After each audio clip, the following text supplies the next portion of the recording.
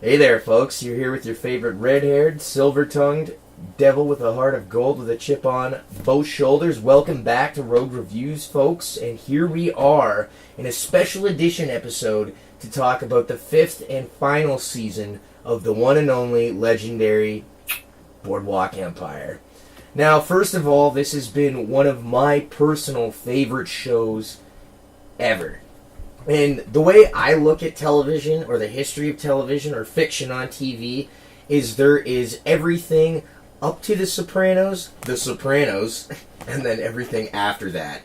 And so really what HBO has done is helped forge a new frontier for television at the tip of the 20th century and led it into a completely new world in the 21st century by priding itself on creating programming that is of an elevated artistic level and of a certain amount of cinematic depth that personally I think can't be matched, not only by the versatility of its catalog but the diversity of the programming itself. And so, it's prided itself on creating the upper elite echelon of, especially in the genre of crime fiction on TV, since its inception. If you really look at the way television is not only marketed but produced and performed now, it all really beckons back to the 1997 breakthrough series Oz, and then from there it forged obviously The Sopranos and then The Wire, and now we're into a whole new era with Boardwalk Empire and True Detective. And really what I think was the amazing thing about Boardwalk Empire as well was, out of the ashes of Sopranos, all the major creative talent as far as writing and acting and directing went, all branched out into 3 different shows. And the majority of that went to the series Mad Men, Game of Thrones, another benchmark HBO series of absolutely epic proportions, and of course Boardwalk Empire, which was created by writer Terrence Winter. And somehow, some fans actually got the impression that Season 5 was lackluster for some reason. I've been reading a lot of chat boards and user reviews on IMDb, even some people piping up on Rotten Tomatoes, giving the show flack, which personally I think is only because they're a little bittersweet because it ended a little earlier than they thought.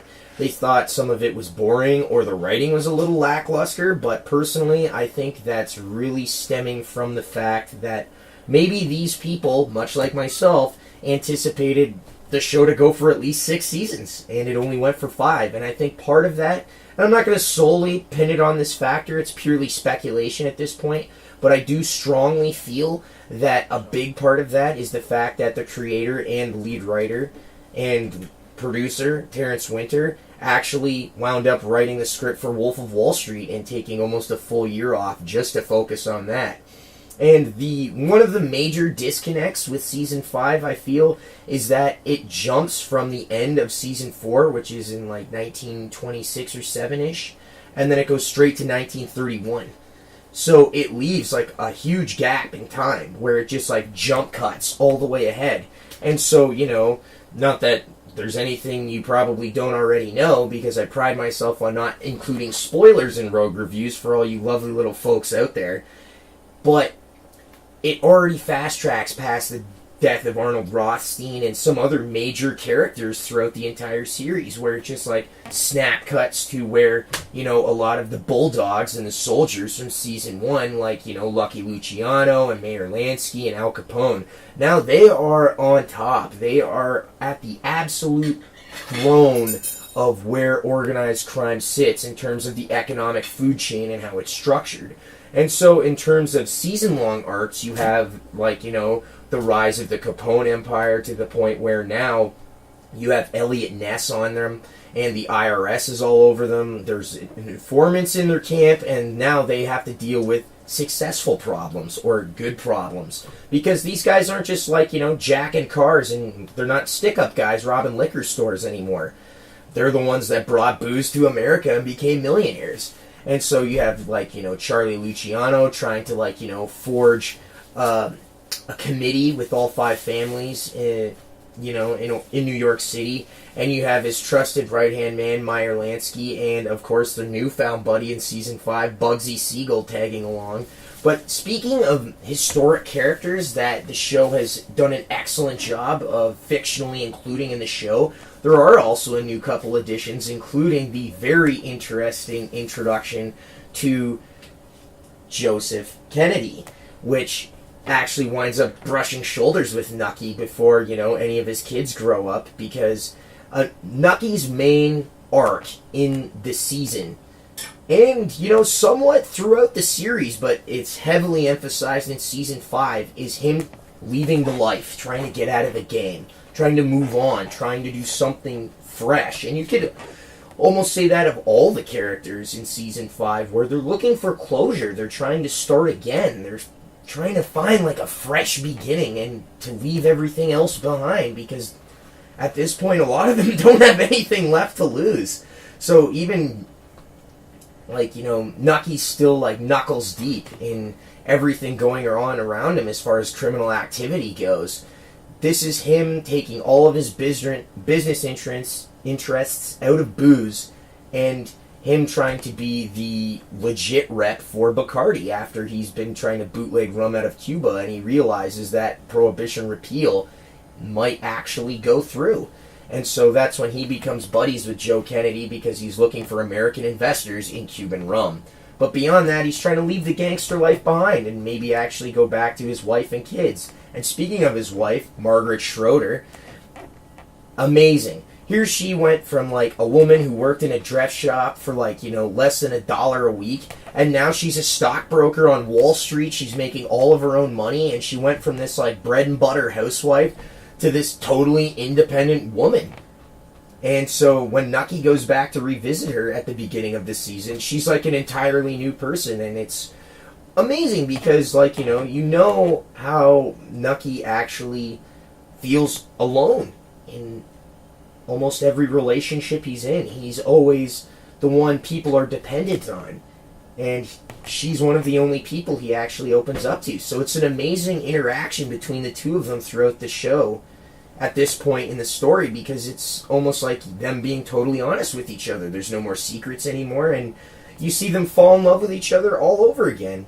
And it's actually pretty enchanting, to tell you the truth, when you're used to see him putting on that, stonewall gangster face 24/7, because really all he has is business and family, and they're, for the other 4 seasons of the show, they're pretty much compounded into the same thing. But on top of that, moving on to some of the other characters, now you also have Eli, who you're used to seeing as the sheriff of Atlantic City. Now he's on the run without a nickel to rub together, without a pot to piss in or a window to throw it out of. And he's just trying to get out of the game alive. And so he's going from basically being one of, basically Nucky's right-hand man to somebody who doesn't have anything. And so he's on the total other end of the power shift in terms of, the new generation taking over the old.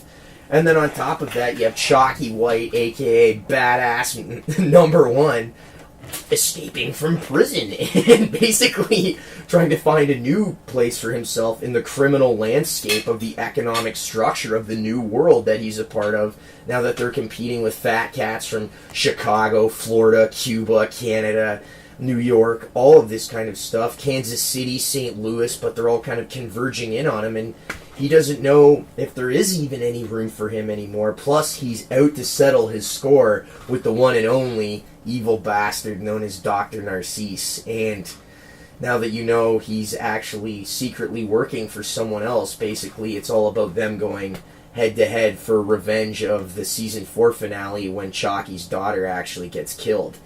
And moving right along, you also have Nelson Man Alden, a.k.a. the guy who deserves a straitjacket for every episode in the series. Now he's actually living the quiet life with, a wife and kids. A new wife, might I add. Wink. And on top of that, he's undercover in the Capone mob. He's left his entire life behind. He's not a prohibition agent anymore and has no idea what to do with himself either. And that's one theme that ties the entire season together. It's all about these characters trying to start again, to try to find a clean slate, a fresh start, and, pretend like the past never happened and leave all of this behind. But that's the theme of the entire show, is these characters that make their own fate. and it's all about them trying to escape that, but they've been basically the architects for their morality their entire lives, and now it's all coming back to them, and there is no escape. But one thing that actually made Season 5 stand out in a huge way, beyond the ending, was just that there's a lot of flashbacks to Nucky as a kid, and you get to see how the Commodore started out when he was Nucky's age at the beginning of the show, and you also get to see, you know, a lot of characters in their humble beginnings and how the Spider actually spun this whole web of organized crime in Atlantic City, and meanwhile you're seeing who they are when they first started out, some of them even as children, and it's juxtaposed against all of the darkness of who they are now. So it'll shoot back in time very quickly, but it adds an amazing depth to all the characters and a totally new dimension to the show, which I think it really needed to kind of help bridge that gap in the timeline between Season 4 and Season 5.